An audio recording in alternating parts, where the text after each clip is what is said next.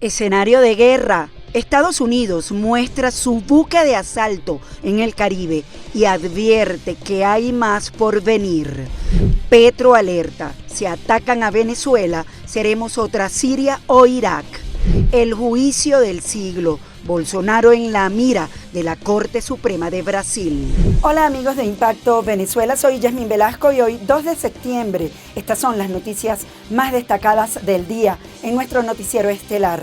La tensión en el Caribe sube de nivel. Este martes, Estados Unidos difundió las primeras imágenes de sus poderosos buques de guerra USS Iwo Jima y USS San Antonio, desplegados en la región como parte de la operación contra grupos narcoterroristas. El movimiento vinculado al Cártel de los Soles envía un mensaje directo a Nicolás Maduro: hay más por venir. Y de hecho, ya desde el Gigante del Norte informan sobre la destrucción de un barco cargado con drogas proveniente del país caribeño. Juliana Palmar con el reporte. La Armada de Estados Unidos difundió las primeras imágenes del buque de transporte anfibio USS San Antonio en maniobras en el Mar Caribe, como parte de un despliegue contra grupos narcoterroristas en la región. Las fotografías fueron tomadas el 28 de agosto y muestran al San Antonio en formación junto al grupo anfibio listo a Iwo Jima durante operaciones en aguas caribeñas. El congresista republicano Carlos Jiménez acotó en su red social X que hay más por venir. Nicolás Maduro y su criminal, narcoterrorista Cartel de los Soles. Deberían estar preocupados. Hay más por venir, los días de este payaso están contados.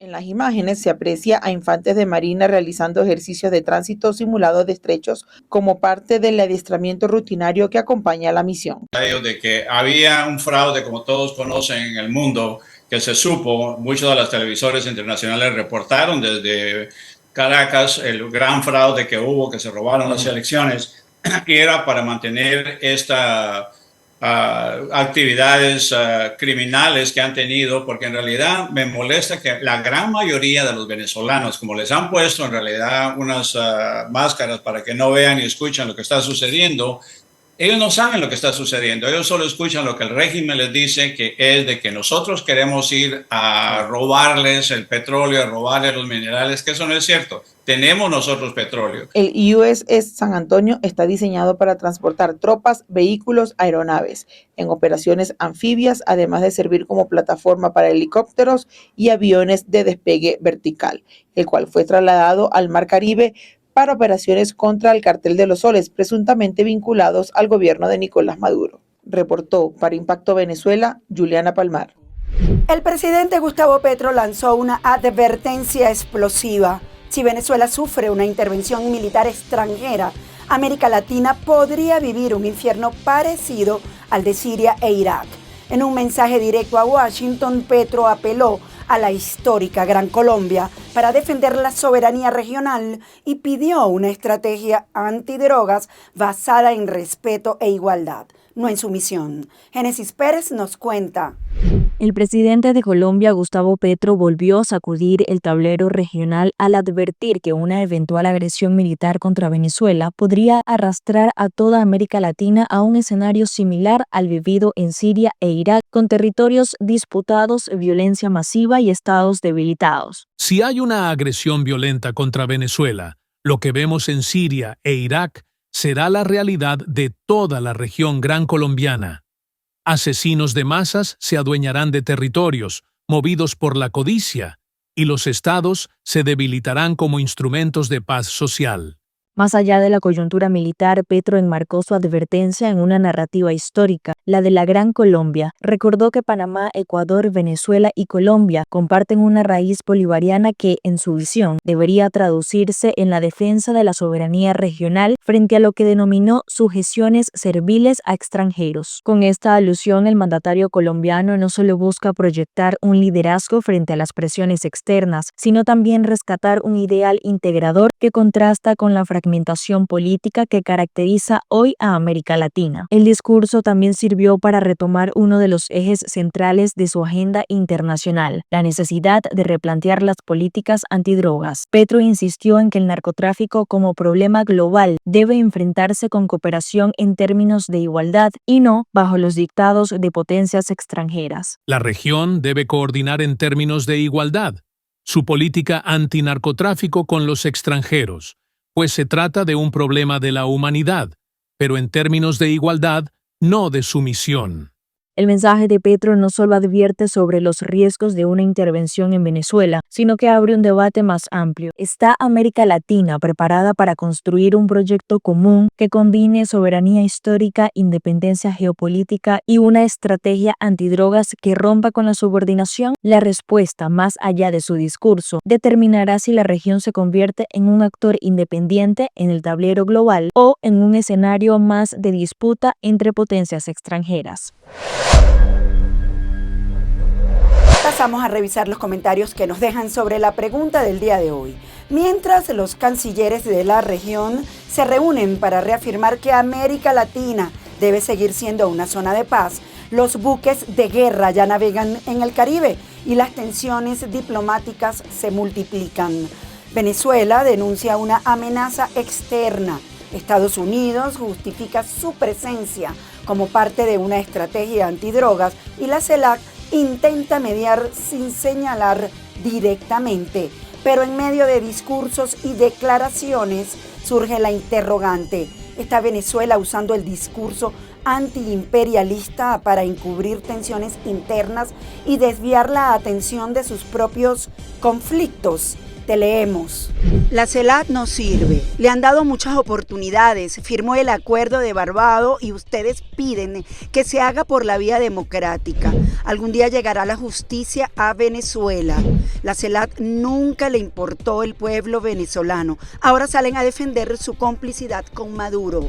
Diputados de la Asamblea Nacional Venezolana lanzan acusaciones directas contra Estados Unidos, denunciando una guerra narrativa que busca someter a América Latina. José Brito acusa al imperio de incubar amenazas y se declara listo para defender la patria, mientras Ilenia Medina advierte que el narcotráfico es usado como excusa geopolítica. El reporte con Catherine García. El diputado de la Asamblea Nacional, José Brito, acusa a Estados Unidos de incubar una amenaza sin precedentes en América Latina. Señaló que Donald Trump busca posicionarse como el presidente de la guerra, utilizando una narrativa que, según él, pretende desestabilizar la región y someter a los pueblos con discursos de confrontación. Además, aseguró estar listo para la defensa de la patria. El presidente de Estados Unidos, Donald Trump, se ha presentado en la ley su narrativa como el presidente de la paz, pero aquí con América Latina, con América quiere presentarse como el presidente de la guerra. Y además es una perversa narrativa. Por primera vez en mi vida, y lo juro por mis hijos, lo juro por mis nietos, a empuñar un fusil y decir, aquí los espero con este fusil. Del fusil de la conciencia, el fusil de la dignidad, porque ningún imperio, llámese norteamericano como se llame, va con su bota a soslayar la dignidad del pueblo venezolano. Por su parte, la diputada Ilenia Medina encendió otra mecha al denunciar que Estados Unidos utiliza el narcotráfico como excusa para custodiar y someter a países latinoamericanos. Necesitan crear un enemigo común y el enemigo común es el narcotráfico. Ellos lo han utilizado históricamente. Su objetivo es someter a esos países, pero además custodiar el negocio. ¿Qué ha pasado en Colombia? Se supone que con 7 bases no debería haber ninguna, si ese era el propósito, no debería haber ningún mercado, ninguna plantación, no podría haber esa salida, sigue siendo una de las más importantes. Brasil también se ha convertido en eso, una ruta del narcotráfico. En este mismo sentido, el analista Ángel Tortolero cerró el círculo con una declaración que sacude el tablero. Escuchemos. Valientemente el presidente Maduro ha dicho en palabras claras, diáfanas, entendibles para todos los sectores, que aquel que no se comprometa con la paz simplemente niega hasta su propia esencialidad como venezolano, porque pone en riesgo la estabilidad y la tranquilidad de toda la República. Se paran a agredirnos y sale el pueblo entero, mira, en la fila, y lo digo con propiedad y con pruebas en la mano, en la fila para inscribirse en la milicia bolivariana, había gente que no era afecta al bolivarianismo, que no era afecta al gobierno de Nicolás Maduro.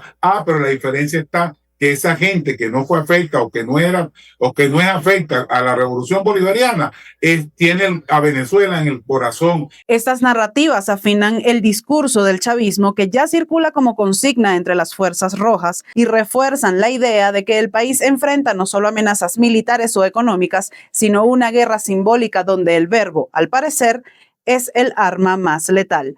Informó para ustedes Catherine García, somos Impacto Venezuela.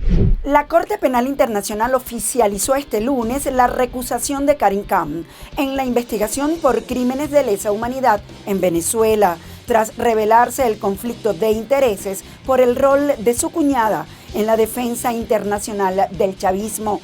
Aunque el chavismo celebró la medida, la Fiscalía ya había previsto su reemplazo y el proceso avanza desde entonces con otro fiscal de peso.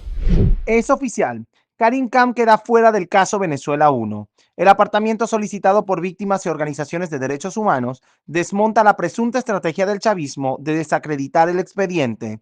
La Corte Penal Internacional reconoció que la relación familiar comprometía la imparcialidad del fiscal, pero el tribunal ratificó la solidez del caso y el curso de las investigaciones. La decisión de la presidencia, en este caso ad hoc, de la Corte Penal Internacional, el 2 de septiembre de 2025, lo que hace es aceptar la solicitud que hizo el fiscal Karim Khan para excusarse de intervenir en la situación Venezuela 1. Esto significa que oficialmente ya en este momento Karim Khan no es el fiscal que lleva la situación de Venezuela. Temporalmente la ha asumido el fiscal encargado Nian, que además es quien ha coordinado al equipo investigador de Venezuela, lo que significa que la acción de investigación que hay sobre el país no se ha detenido, no tiene ningún tropiezo y además sigue adelante. La causa venezolana, pionera en América Latina, documenta patrones sistemáticos de persecución, tortura y ejecuciones extrajudiciales. Lejos de frenarse, la designación del fiscal suplente ha garantizado que la investigación mantenga ritmo e independencia, blindando el expediente frente a cualquier maniobra política de Caracas. Se ha rechazado, por ejemplo, la participación de la Fundación Arcadia, diciendo que fueron ellos, por ejemplo, los que lograron recusar al fiscal. Eso no ha sido real, es una decisión de la Sala de Apelaciones, de la Corte Penal Internacional y en este momento también de su presidencia, y lo que hacen ellos es entonces garantizar la integridad del caso. Buena noticia para las víctimas porque se prepara el terreno para que se pase a la siguiente etapa, que son órdenes de captura concretas y la apertura de un caso concreto. Desde Miraflores, Nicolás Maduro y su canciller Iván Gil intentaron vender la recusación como un triunfo jurídico, pero puertas adentro, en La Haya, la lectura es otra. Khan quedó fuera por conflicto de intereses y el chavismo perdió una de sus cartas más ruidosas para intentar empañar un proceso que sigue adelante y que puede llegar hasta las más altas cúpulas de poder. Revisemos lo que es noticia en materia internacional según lo que destacan portales en la web. Comenzamos con Impacto Venezuela, que titula lo siguiente: recta final en el juicio de Bolsonaro, claves de este proceso histórico en Brasil. El 2 de septiembre, la primera sala del Supremo Tribunal Federal de Brasil inició el juicio al expresidente Jair Bolsonaro y a 7 de sus aliados, acusados de intentar un golpe de Estado después de las elecciones de 2022. La Corte Suprema ha reforzado la seguridad en la Plaza de los Tres Poderes, escenario de los actos vandálicos del 8 de enero de 2023, para lo que se ha denominado el juicio del siglo, un proceso emblemático en la historia del país. Aunque se programaron 5 días de sesiones, el juicio podría extenderse. Es la primera vez que un expresidente y militares son juzgados por intento de golpe de Estado en Brasil. Para varios expertos, este juicio reafirma la soberanía brasileña y la autonomía de las instituciones democráticas. Estados Unidos sanciona sanción a empresas y buques vinculados al contrabando de petróleo iraní. El Departamento de Estado de Estados Unidos ha impuesto nuevas sanciones a una red de contrabando de petróleo iraní, acusándola de financiar las actividades desestabilizadoras del régimen en Oriente Medio. La red, liderada por el empresario Waled al-Samarrai, se dedicaba a camuflar el petróleo iraní como si fuera iraquí para evadir las sanciones internacionales. Esta acción se enmarca en la política de máxima presión de Washington para cortar los ingresos ilícitos de Irán, y el comunicado advierte que continuarán utilizando todas las herramientas disponibles para contrarrestar el comercio ilegal de petróleo iraní. El nuevo plan migratorio de Ecuador: recibir 300 refugiados de Estados Unidos cada año. Según la Cancillería de Ecuador, negocia un nuevo programa con Estados Unidos para recibir a 300 personas de ciertas nacionalidades cada año con estatus de refugiado en ese país, que no hayan cometido delitos ni tengan problemas de salud. La canciller ecuatoriana Gabriel Sommerfeld precisó que el acuerdo es distinto al existente con El Salvador, haciendo referencia a los migrantes encarcelados. También admitió que hay probabilidad de que Washington instale una base militar en territorio ecuatoriano. El presidente estadounidense Donald Trump prometió este martes resolver rápidamente el problema de la criminalidad en Chicago, ciudad a la que calificó como la más peligrosa del mundo de lejos.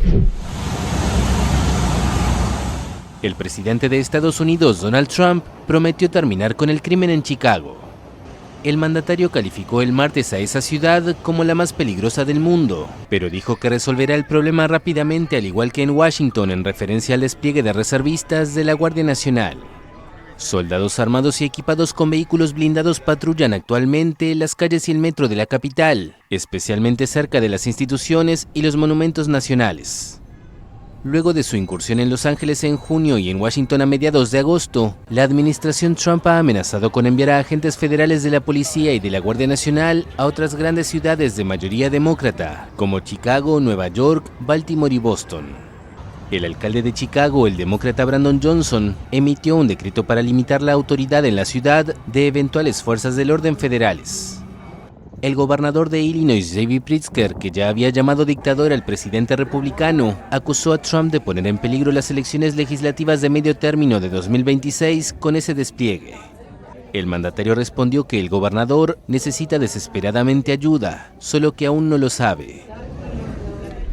Amigos, gracias por acompañarnos en este recorrido informativo. Nos vemos mañana en una nueva emisión estelar de Impacto Venezuela. Y como siempre les recuerdo seguirnos en nuestras redes sociales y canal de YouTube.